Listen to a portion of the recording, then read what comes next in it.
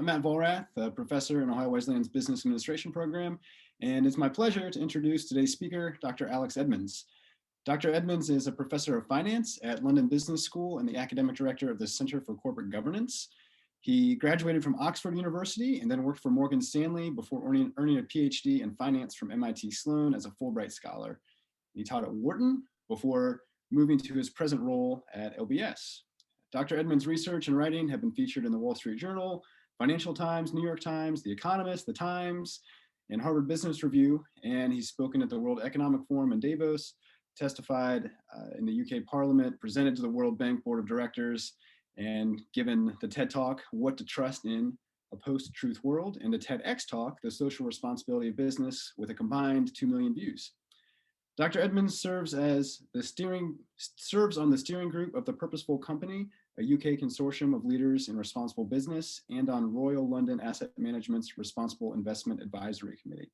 His book, Grow the Pie, How Great Companies Deliver Both Purpose and Profit, headed the list of the Financial Times Business Books of the Month for March 2020 and was named to the Financial Times Summer Books of 2020 as well. Dr. Edmans, really excited to welcome you as a speaker in today's series, and we really appreciate you making the time. With that, I'll turn it over to you. Great, thanks so much, Matt. It's really nice to have this invitation, and thank you very much to everybody for joining. I know there's a lot going on in the world right now, so thank you for being willing to go up an hour to hear my thoughts. So what I hope to speak to you about is the importance of purposeful business, and importantly, how it's critical for a business, and it should be front and center.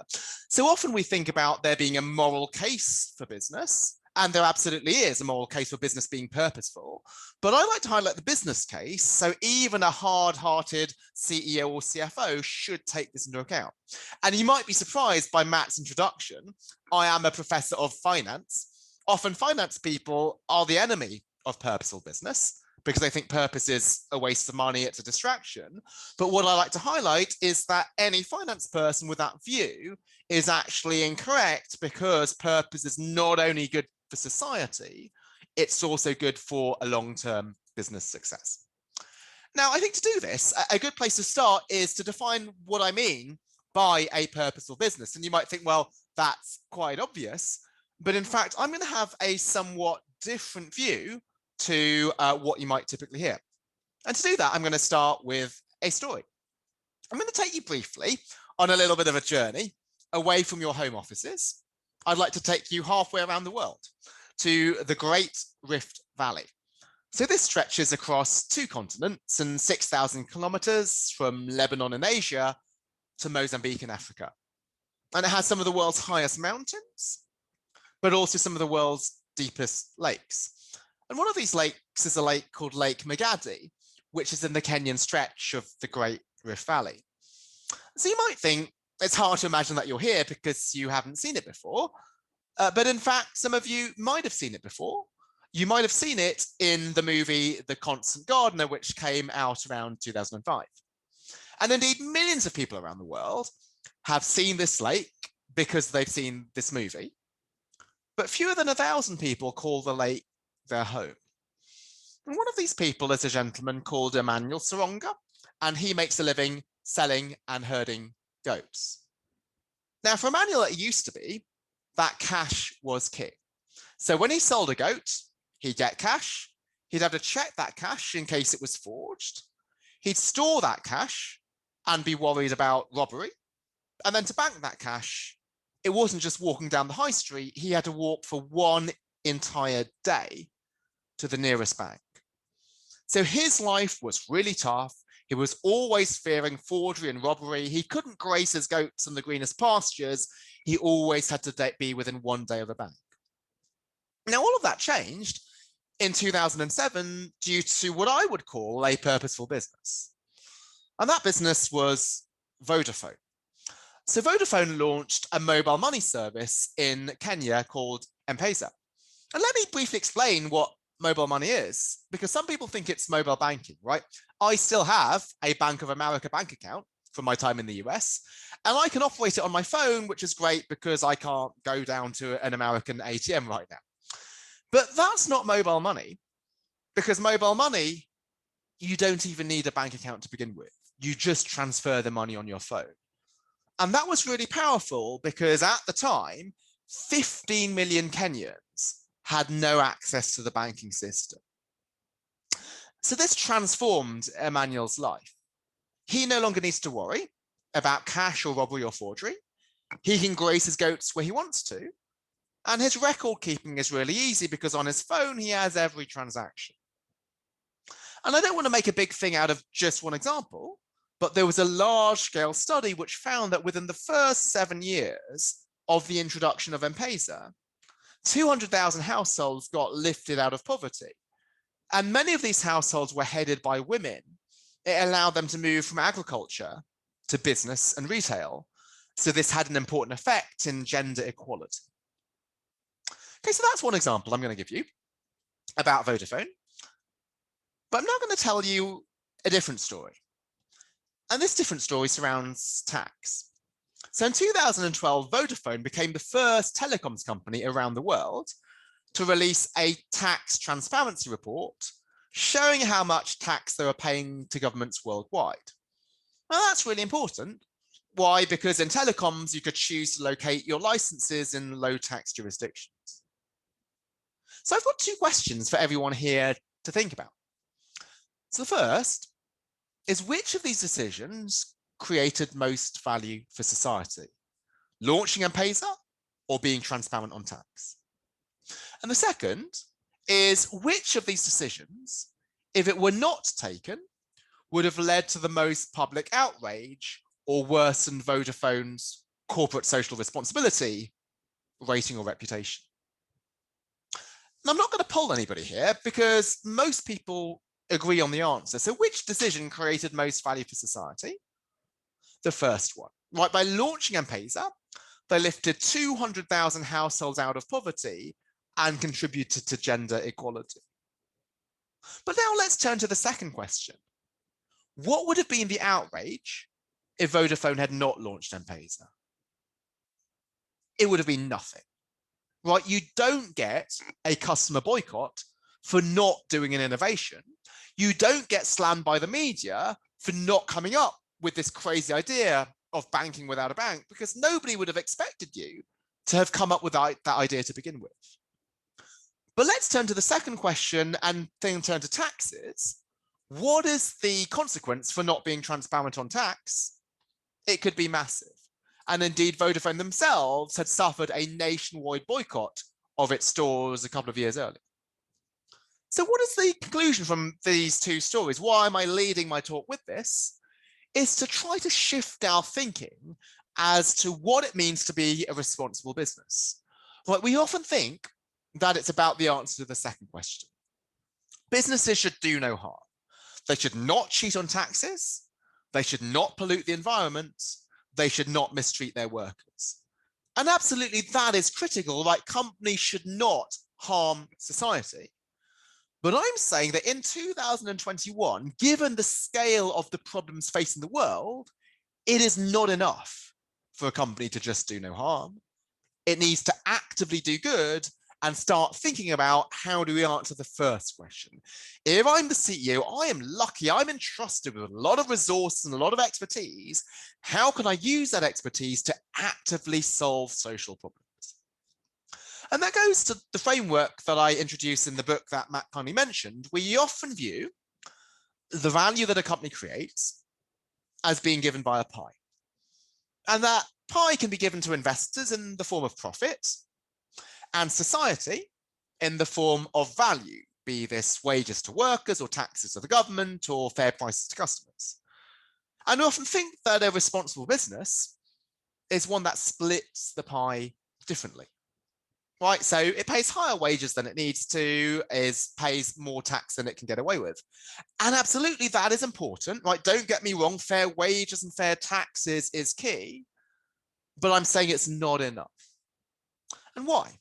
Well, I think viewing responsibility as just splitting the pie differently is limited for at least 2 reasons.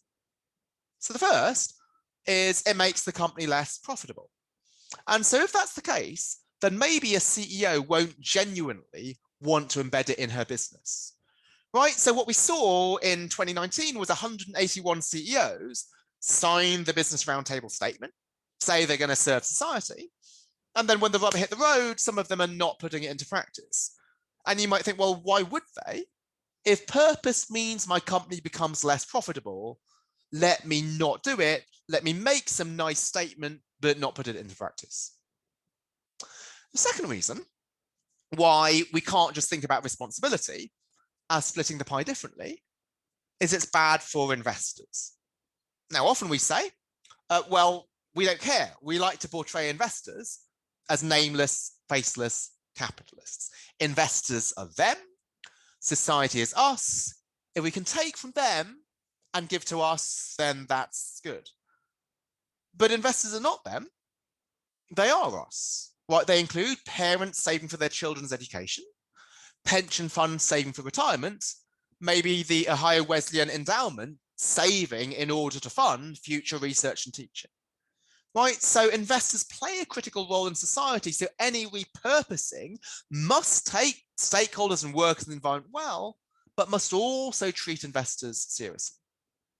And so this is why my view of responsibility is that it's about growing the pie. So we absolutely do want to increase the orange. We want to serve society, but the way we do that is not by giving them a greater slice of what's already there, but by being relentlessly committed to innovation and excellence, doing some crazy ideas like banking without a bank. And the beauty of that is that ultimately shareholders might benefit. Genuinely, when Vodafone introduced M-Pesa, it wasn't to make money. It was to solve this social problem of financial inclusion. But ultimately, they were able to monetize it, and therefore investors also benefited. So to conclude the first part of my talk, what is a purposeful business? It's one that creates profits only through creating value for society. So let's pick apart this definition, right? The final 4 words, creating value for society. You did not need to give up an hour of your time to come on my webinar to hear this, because we know that that's part of purpose. But it's the 4 words in the middle which I think are more important. We also must do this in a profitable way, because if we don't, maybe CEOs are not going to think about it. And also investors are not going to get the returns to fund pensions and future education. But the important word here is the word only. Because you can make profits without creating value for society, polluting the environment, price gouging customers. Instead, this views social value creation as the end goal and profits as a byproduct from achieving this. Now, at this point in the talk, you might think, well, everything I've said sounds great, but it sounds too good to be true. What I'm saying, companies should serve society and magically they're going to be making profit, but where's the evidence, right? This sounds a bit like wishful thinking. So this is why my main job as a business school professor is to look at the evidence and look at, is this something where I just came up with one really nice example of Vodafone? Or is this something which is true in large scale? And when we look at evidence, it's very important to be discerning and critical about it because of this idea of confirmation bias, that people will accept evidence uncritically if it confirms what people would like to be true. So people would like to believe that responsible companies perform better. So any study that claims that responsibility pays off, people will latch onto it, even if it's not rigorous, because they just would like to believe it. And so this was the subject of the TED talk that Matt mentioned, what to trust in a post-truth world. We need to be really rigorous about evidence if it's something that confirms our prior belief, because we might be latching onto it, even if it's not reliable. Just to give you one example of this, Forbes, which I really respect, so I've written for them in the past, so this is not to call anybody out, but they had an article which referred to a study which said that companies that excel in sustainability outperform their peers financially. Nothing wrong with that, they're just reporting a study. But here's the problem. That is the premise of a new report, and it's an accurate one, judging by many conversations with those interested in better business and the sustainable future. Right, so how did the journalist judge whether the report was accurate? Not by looking at its scientific methodology, not by scrutinizing its rigor, but by asking people who believe in responsibility, do you think it's true? And obviously they would say yes. Okay, so this is something which I wanted to look at much more deeply myself. So I wanted to look at, do purposeful companies actually create more profit in the long term? Or is this something which is just fluffy and at the expense of the bottom line? So the first thing I need to start with was to think about, how do I measure how responsible a company is? Now that's tricky. I can't just look at their mission statement because I could say nice things and not put it into practice. So what I chose to do was I looked at how well a company treats its workers. So why did I choose workers rather than customers or the environment? Well, I chose workers because I had a really good measure available. And that was the list of the 100 best companies to work for in America. So why was this list so good? Well, one reason was that it was available from 1984, so I had tons of data. And I think that's really important because purpose is a pretty new phenomenon, right? Many of the data sets have only been around for about maybe 10 years. And if I show that responsibility paid off between 2010 and 2019, you might think, well, those 10 years were a boom time for the economy. Maybe purpose only pays off in good times. Maybe right now in a pandemic, money is tight, companies should just focus on survival. So because my data started in 1984, I needed to look at things such as, I had things like the financial crisis, September 11th, the collapse of the internet bubble, so I could check that this is something that does well in bad times as well as good. Now, there's a lot of challenges that I have. The main one being, is it correlation or is it causation? Is it employee satisfaction that causes better performance? Or is it better performance that allows a company to spend more on its employees? So there's a lot of gory details in the paper. I'm going to spare you though. So Matt kindly said I could speak for 45 minutes. I'm going to try and chop that by at least 10 minutes because I want to hear your questions rather than me speaking the whole time. So just trust me on the methodology. I'm going to get quickly to the bottom line so that we'll have more time for questions at the end. So what was the bottom line? I found that the 100 best companies to work for in America beat their peers by 2.3 to 3.8% per year over a 28-year period. So that's 89 to 184% cumulative. And so this is why I believe that even a hard-headed businessman or businesswoman should take responsibility seriously. We often view HR and people as a cost center, but this shows that this is a profit center. It's linked to a company's long-term profits. So while there's obviously a very strong moral case for treating your workers well, even in the absence of profit outcomes, that's just the human and the right thing to do. But actually, in this case, doing the right thing does ultimately also pay off in terms of long-term returns. Okay, so the final part sort of my talk before the Q&A is just to think about, what does this mean for the real world, for practitioners? And I've got 3 short sections on that. First section is only 1 slide, and it's just to highlight the centrality of responsibility. So I haven't used the word CSR much in my talk because corporate social responsibility has this connotation of being something that you could just silo in a CSR department. Whereas purpose, that's something that should be central. It should be a CEO level issue because it's linked to a company's long-term success. Second implication is for those of you who are investors or want to become investors. Now, when I went to my first investing conference when I was starting at Wharton in 2007, the other investors that were there, you probably wouldn't have heard of them if I was to mention their names. Whereas, who are the investors who are now taking responsibility seriously? It is the likes of BlackRock and Fidelity and the Norwegian Sovereign Wealth Fund, large investors, right? So they recognize that there's not only a moral case, but a business case. If you want to provide funds to our investors to help them save for retirement, we need to take into account these social dimensions. I'm sure you've all heard of the United Nations Principles for Responsible Investment. But what that suggests is we don't need the word responsible, where any investor should care about these factors because they're financially material in addition to being good for wider society. Okay, so that was my first section on it's important. It's not just something for CSR people or socially minded investors. All investors and CEOs should care about this. But the second thing is more hard, which is, well, how do we put this into practice? And what I want to get into is the elephant in the room, which is how does a purposeful business make decisions? Right, so finance professors like me have taught for the past 50 years, we make decisions by doing a financial calculation. We calculate the net present value of an investment. If it's positive, we take it. If it's negative, we don't. But if making money is not the only objective of a business, we need some other criterion to help us decide how to take decisions.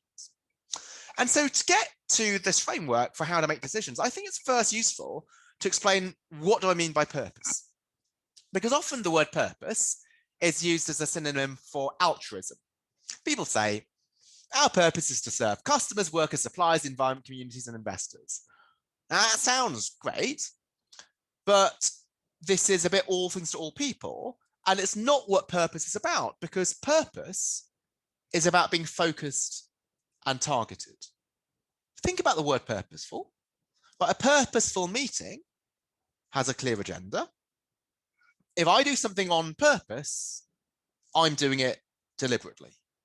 So a purposeful company is not one that says we're going to serve everybody, but it's going to focus on a couple of areas.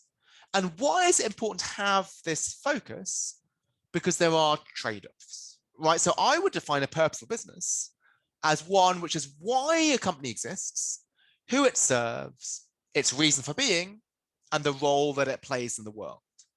And while that might seem a bit lofty and idealistic, it does highlight the importance of focus. Let's think about the purpose of a person.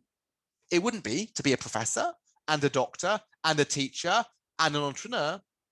You choose to be one of them and try and do that really well. So there's two elements in purpose in this focus. The first is, why do you exist? And I suggest this should be guided by what I call comparative advantage, what you're good at. Right, there's loads of problems in the world right now: automation, COVID, climate change, diversity and inclusion, and so on. But a company's responsibility is not to solve every single problem in the world, but the ones that it is best placed to solve. Again, let me give you an example. So Coca-Cola has this initiative called Project Last Mile. So what this does is it means that it allows vaccines and medicines to be available everywhere in Africa, including the difficult last mile to a rural school or hospital. And you might think, well, why do they do that? Well, because as Coca-Cola, one of their expertises is logistics and transportation. It needs to make sure that Coke is available everywhere in Africa, including to a rural village. And you might think, well, why don't they distribute books if distribution is their strength? But the thing with vaccines and medicines is they need to be transported cold, right? And that's the same for a number of drinks. And so they're using their specific expertise in order to solve this big problem of medicine access in Kenya. And I think this is really important because there's so many issues out there, right? It could be tempting for a company to respond to whatever issue is the order of the day and in the media, rather than focusing on the ones where it can really move the needle a lot. The second element is the who. Who do we serve? Going back to my first point, yeah, we'd like to serve everybody, but we can't. Again, there's a trade-off. Let's say you're an energy company. Do I shut down this polluting plant? If I do that, it's good for the environment, but it's bad for workers. So if my purpose is to serve everybody, that's not going to help me with this decision. So what materiality means is that, yes, we care about all of these stakeholders, but some are more important than others. There might be a first among equals. So materiality says, well, actually, in certain sectors, particular stakeholders might be even more important. So let's say in the energy sector, decarbonisation might be even more critical than preserving every job. And so this gets into the final study that I'm going to show you. This, I apologise if you've seen it before, but this is the materiality map, which the sustainability accounting standards boards came up with. And what it does is it goes industry by industry and says, well, who are the most material stakeholders in the industry? So for extractives and minerals, that's my first column. It's the environment, because you obviously have a big impact on it. But if you're a bank, at least your direct impact on the environment is not that high. What matters much more is social capital. Customer privacy and data security are critical in financial services. Selling practice and product labeling, we don't want to be another Wells Fargo fake bank account scandal. And so what this final study does is it takes ESG data, environmental, social, and governance data, from MSCI, which is perhaps the best known data source, and looks at how do companies do if they have great ESG ratings across the board. They do well for customers and employees and the environment and so on. Those companies don't actually beat the market. They only beat it by 1.5% per year, but that's not significant. But when they redo this, by focusing on the companies that do well on the material issues, but they scale back on the immaterial ones, they do beat the market by 4.8% per year. And that is significant. And this is really striking because it says that it's better to do well on only a few things than to do well on everything. Because to do well on everything, like maybe you're forgetting about investors, you're being all things to all people. It's just like a person who chooses to accept every opportunity to serve on a non-profit board, you're probably going to be spread too thin.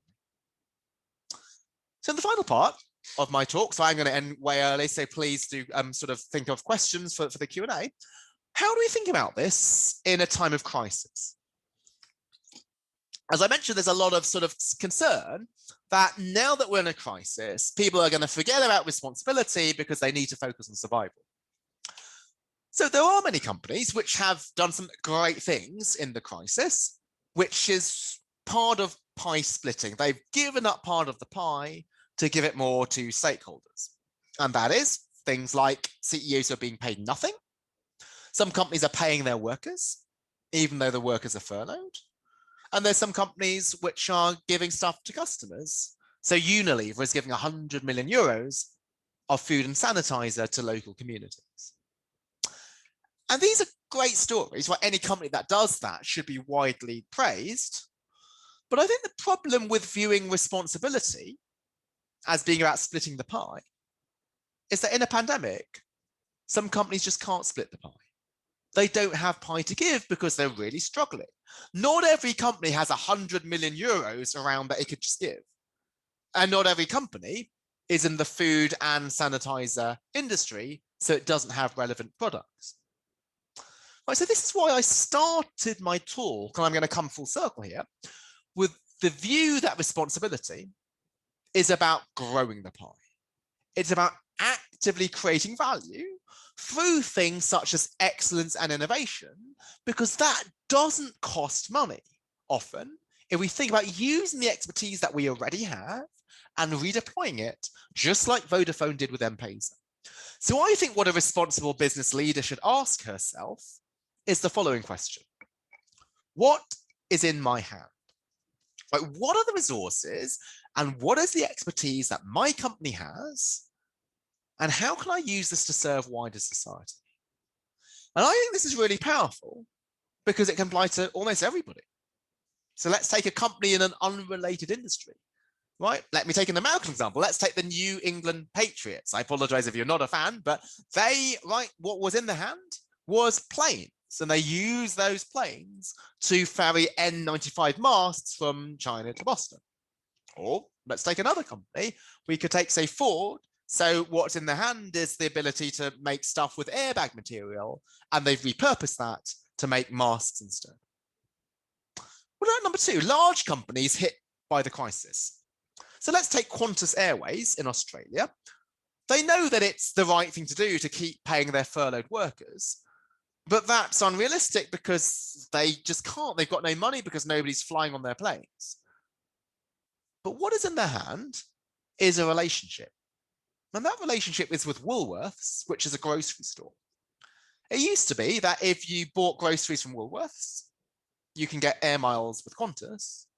But they've leveraged that relationship now, and they're saying, well, if you are furloughed, you can get a job at Woolworths, so you're being redeployed. Again, that doesn't cost money. That's something which, again, can be done in a pandemic because it doesn't require financial expenditure. The final thing is small companies, right? Because you think, well, if I'm a small company, I just need to survive. I don't have money to be responsible. But hopefully what I've tried to emphasize is responsibility is not about spending money. It's not about donating to charity. It's about using your expertise to help society. And let me give you an example of a small company that I'm a customer of. It's called Barry's Boot Camp. It's a brutal gym. It's actually didn't start in London. It started in the US. It's all around the United States. And this gym has been closed, obviously, since March. There has been a few openings, but closed most of the time. But what is in its hand is the ability to run fitness classes. And so they've done a lot of free ones online through Instagram, which is really important for people self-isolating at home. Now you might think, well, that is not very innovative, right? A fitness company offers fitness classes, albeit online. But here is the great thing that they did, right? What if you're a desk worker at the gym, right? The gym is closed and you can't do anything. But what it turns out is that some of these desk workers are actually actors as their main job. But because acting is a pretty volatile career, they took on this desk job in the gym to provide some income stability. Now, if you are a actor, what is in your hand is that you're really funny. And you might think, well, how does that help out in a pandemic? But what we had was a lot of parents where their children were at home because the schools were shut. And so what they had was a program where these actors would read Zoom storytelling sessions to the children, keeping them entertained, maybe when their parents had a difficult work call.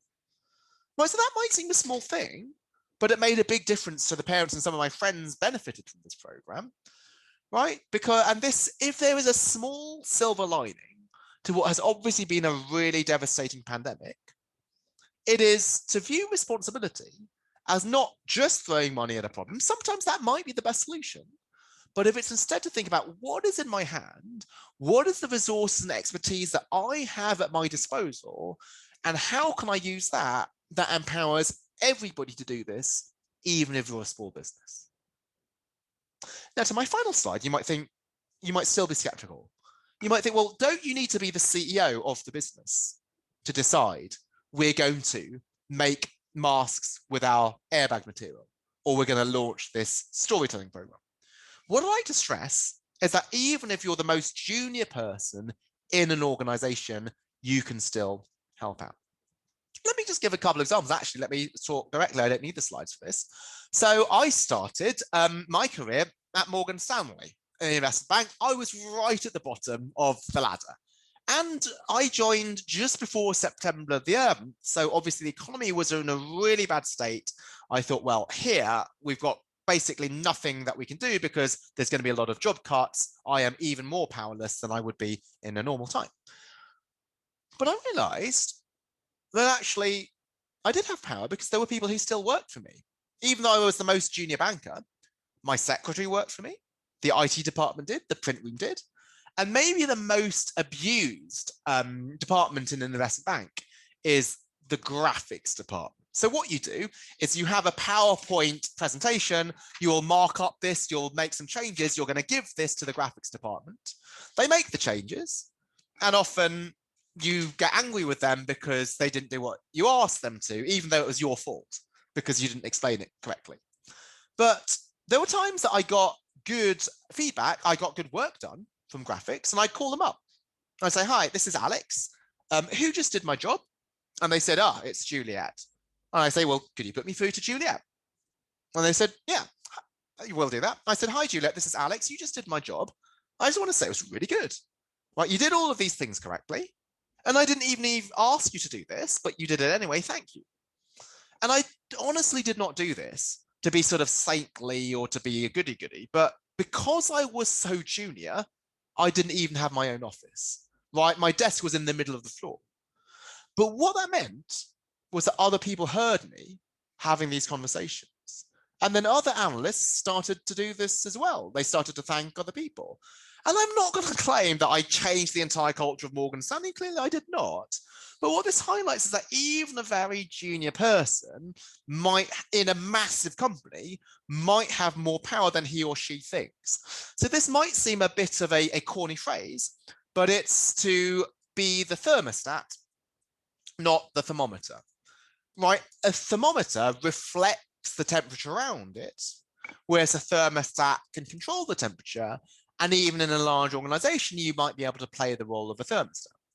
And we can do this even outside of work, right? So if I live on the 5th floor of an apartment, and if a delivery driver chooses to deliver my parcel to the 5th floor rather than leaving them a reception, a small thank you is something which would go a long way to an overworked delivery driver. That's something which costs nothing.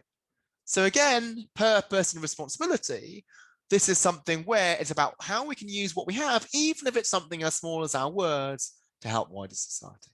Okay, so I'm going to briefly hand over for questions, but just to mention, as Matt said at the start, I chose to write this book a year ago about responsibility. And the reason for this was, I think for far too long, people had viewed responsibility as an optional extra, something to delegate to a CSR department. It wasn't fundamental to a business, and certainly hard-headed people like finance people and investors should ignore this. But what I wanted to stress is that these are things which are material. These are things which are not just small, it's good business sense, and it's not based on wishful thinking, but a lot of rigorous evidence. Unfortunately, a lot of this evidence is written in very academic language, so I wanted to bring it to life with some examples and frameworks. So if anyone's interested in sort of putting this into practice, hopefully this will be a valuable resource. But let me start just to thank everybody for their attention. I try to be below my allotted time to allow for Q&A, so please feel free to challenge and grill me, and let me hand back to Matt to conduct that. All right. Thank you so much, Dr. Edmans. That was a really interesting talk. I think you've made a very persuasive case. Like Dr. Edmans was saying, please put your questions, comments, thoughts in the chat, and we'll respond to those as they come in. As we're waiting for you all to think about what you'd like to discuss, a couple of questions to get you started. Going back to your example of Vodafone, when they launched that innovation that was so impactful, do you think that came about because they were looking for an opportunity to do good, or they were just looking for a business opportunity? What do you think the strategy behind that was?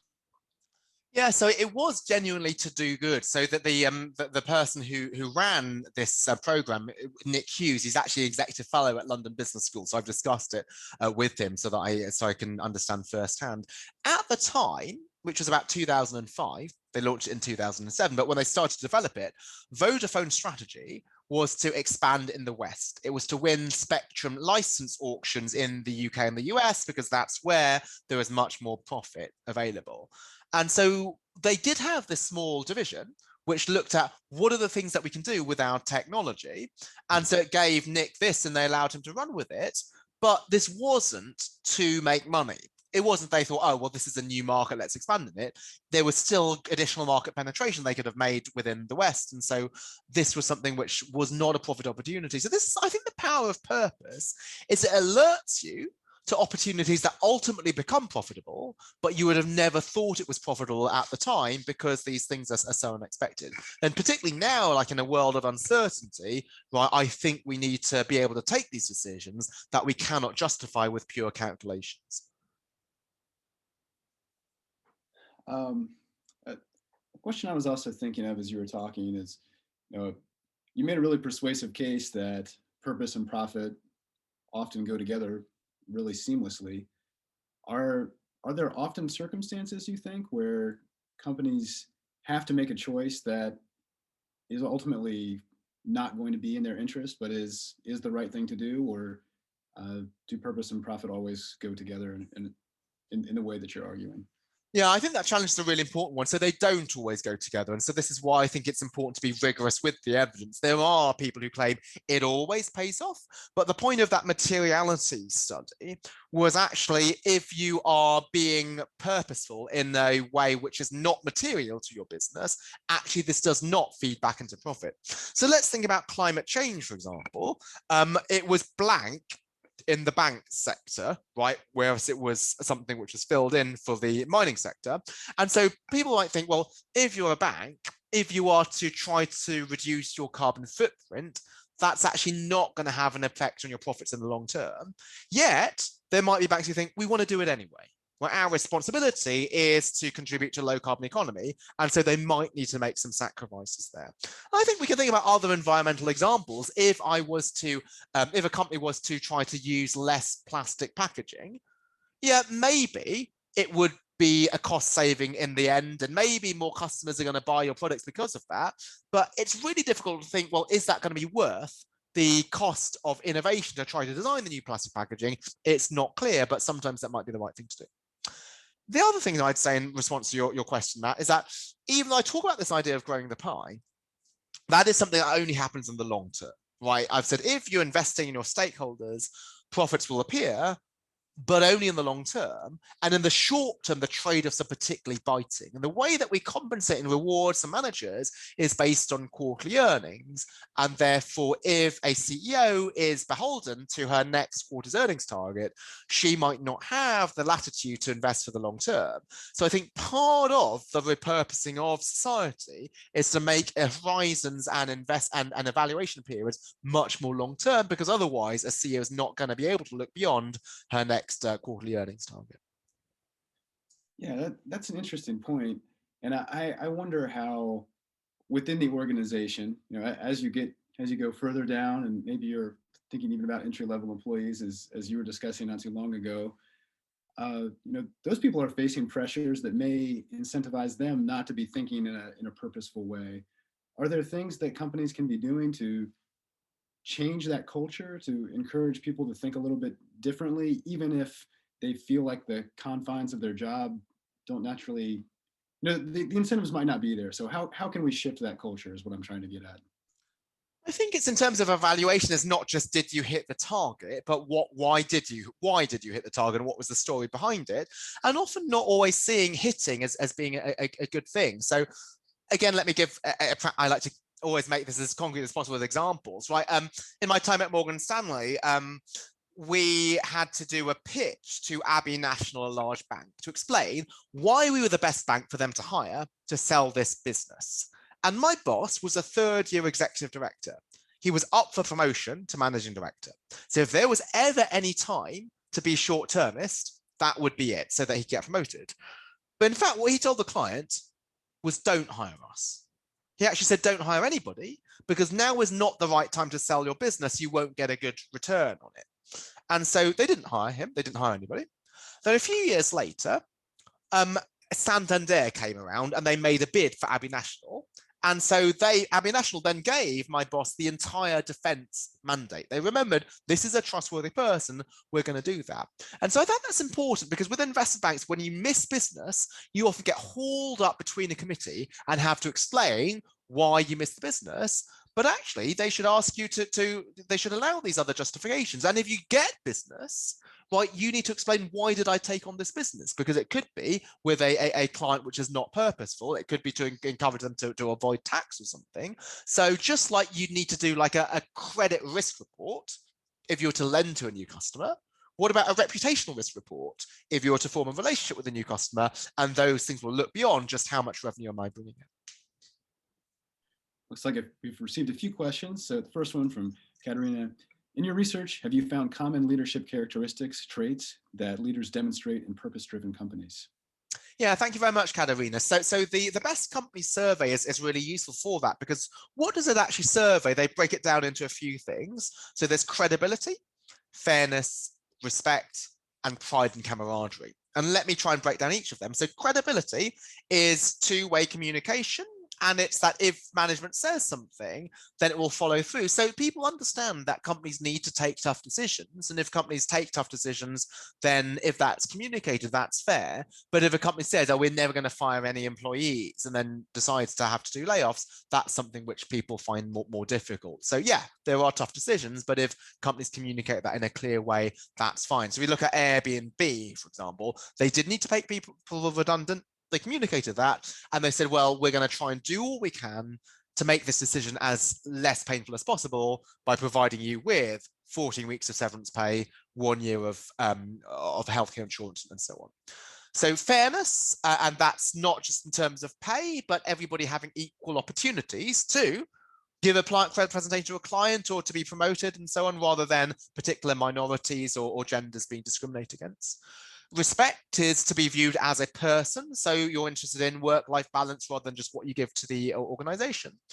And pride and camaraderie is that it's fun. It should be fun to be an organization, and what you can do to create things to make it fun, to celebrate achievements. And what's like so powerful is like really small things can make a big difference. And just to give recognition to somebody or give a junior person the opportunity to speak at a client meeting, those are things that go a long way. Thanks. We have another question from Jacob, and Jacob says, what should the relationship or role of government regulation play in environmental social issues when business leadership adopts a purposeful mentality? Thanks, Jacob. Yeah, this is a very important question. I think with governments, I think governments do have a big role to play. So while I've said like companies can do a lot of good, I'm not sort of this massive like free marketer. I think markets fail. And I'd say the role of government is to try to address market failure. So the good framework to ask is, well, what is the market failure before deciding whether to regulate? And so let me just give you one example of a massive market failure. It's externalities, where there's certain things that companies do to affect society, but don't affect them even in the long term. And one of the biggest examples is carbon emissions, right? So that's why I think a carbon tax would be something which is very important, because that's something which in the absence of a tax, some companies will constantly ignore. So I'd say, well, taxation of externalities is something which is important. Related to that, markets fail if they don't have information. And so if governments will be mandating disclosures of relevant information, such as carbon emissions and lots of the other social impacts, that's also important. So those are two things where I think governments should be intervening. Let me just give an example of an area where I don't think the government should intervene. So in India, there is a law which says that every company needs to give 2% of its profits to corporate social responsibility initiatives. So why is that a problem? I don't see what the market failure is there, because it should be for a company to decide how much to give to charity. There might be some companies with some great investment opportunities where it's best to give nothing to charity, but to invest it internally within its employees, or to invest to reduce its carbon footprint and do all those things. And then I heard the companies which don't have good investment opportunities, and maybe they should be given 5% or 10% to charity. So there is not a case so much where I think there's a market failure, so the government should not be involved. So again, the big framework is, what is the failure? If there is a failure, then the government should be legitimately stepping in, but we need to first think, well, why is the government better placed than companies with its shareholders and its employees and so on to make that decision? Okay, we've got a string of questions here. You've shown the data which prove that on average, purposeful businesses outperform their peers in the market, but how common is it for companies to actually lose out on this approach? When that happens, how often, in your opinion, is this caused by misjudgment of what the focus should be? And what advice would you give to companies that struggle to find how they can be a purposeful business? Right, and I see you've got a second question, Simon, so let me answer the first one first. So it is common for companies to lose out on their approach if they don't think about things like materiality and comparative advantage. So we should indeed serve society, but on issues which are material to our business and which we're better placed to solve. So let's go back to this idea of donating to charity. Right, so that I actually don't think is something that purposeful businesses should necessarily do. Let's say Matt and I are both shareholders in a company, and let's say I care about cancer research, and let's say Matt cares about animal rights. Should the company donate to charity? Well, not necessarily, because if the company gave to the American Cancer Society, I would be happy with that, but Matt would not be happy.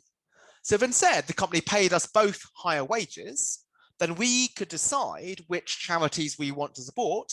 And maybe one of us might not want to give to charity because we might want to fund our children going to college. So there, it's not actually the CEO's job to take that decision away from Matt and me if we're both either workers or we're both investors. So there's sometimes where companies are doing things which I think are not creating value because they don't have special expertise, which is which charity is the most worthy. That's not a company's job. Whereas with the Project Last Mile example of Coca-Cola giving medicines, that was using expertise. Okay, so I think that the focus is an important thing. And then to companies to struggle to find how they can be a purposeful business, I think it's to recognize that it's not your responsibility to solve every single problem in the world. So there's some people who think, well, if I'm going to announce myself as a purposeful company, if I'm not making a stance on every social issue and contributing to everything, then I'm going to be seen as a hypocrite. But I don't think that's the case. Your responsibility is to do a couple of things really well. Think about what are the issues that are most material to you and which you are best placed to solve and focus on that. Like for me as a professor at London Business School, there's tons of students that I could be teaching. I admittedly spend very little time with the PhD program. Why? Because my expertise and my passion is the interface with the real world. So I love giving talks like these to practitioners at other universities. I love doing stuff with my MBA students and so on, because they are going to go into the real world, but I can only have time for that if I choose to scale back on the PhDs where I don't think I have as much expertise, because that's something which is a purely academic discussion.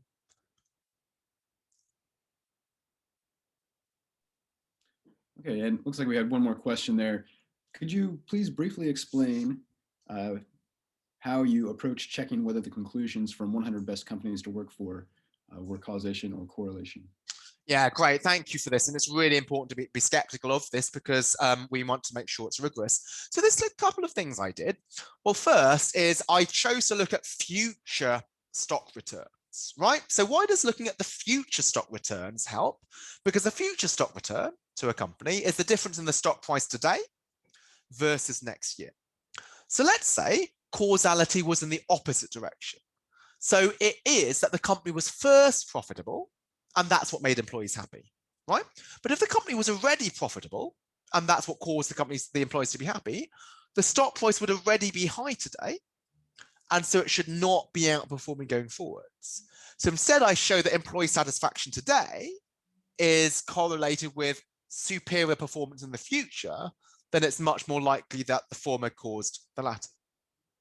Now, even with that, you might be skeptical, because you might think, well, there might be a third variable that causes both.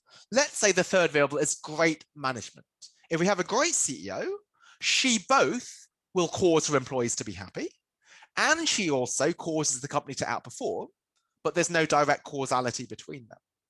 So the other thing that I do is I look at the future earnings surprises of a company. So what are earnings surprises? That looks at how much profit a company makes in the future and compares it to what equity analysts like Goldman Sachs and Morgan Stanley predicted they would be beforehand.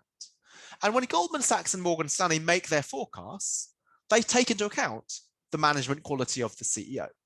So if the company has even higher earnings than what these analysts predicted, then it must be because of something that the analysts didn't take into account. And so that gives me much more a likelihood that it was employee satisfaction rather than something like management quality. Okay, another question. You mentioned that companies that purposely follow CSR outperform their peers by a significant amount. So there's a clear benefit to companies. Do you have any information on the benefits to society, stakeholder side of the pie? Many people get outraged by profits that companies make, but it has to be the case that the stakeholder benefit outweighs the investor benefit, but it is spread over a much larger number of stakeholders. Can you speak to that side of the pie in your book much?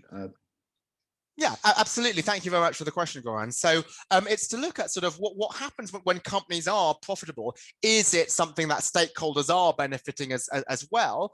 And actually, there's a lot of research suggesting that they do. So let me take perhaps the most maligned type of investor, which is activist hedge funds. So there's the view that, well, activist hedge funds are just about sort of asset stripping and making money and hurting stakeholders, and that would indeed cause the outrage that you mentioned. But actually what this what the researchers did is they looked at, well, what happens when an active hedge fund comes into a company?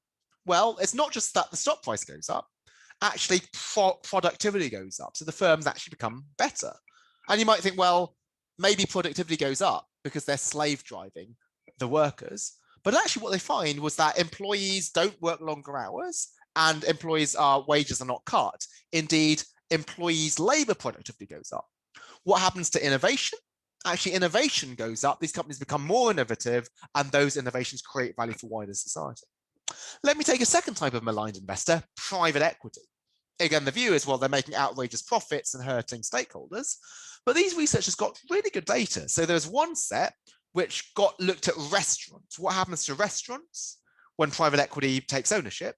They got the data of the US FDA evaluations of the health of the restaurants and found they became cleaner and better maintained, and there were much fewer health-related incidents. And also this was something which was particularly the case if it was an owned, operated restaurant rather than franchised one, suggesting it's because the private equity has more control. They also looked at manufacturing companies. What happens to injuries on the job, that also falls significantly as well. So again, that's consistent with the way in which value is created is through by serving society. Greater customer cleanliness at restaurants, reduced injuries at the workplace, rather than the idea that it's expensive of others.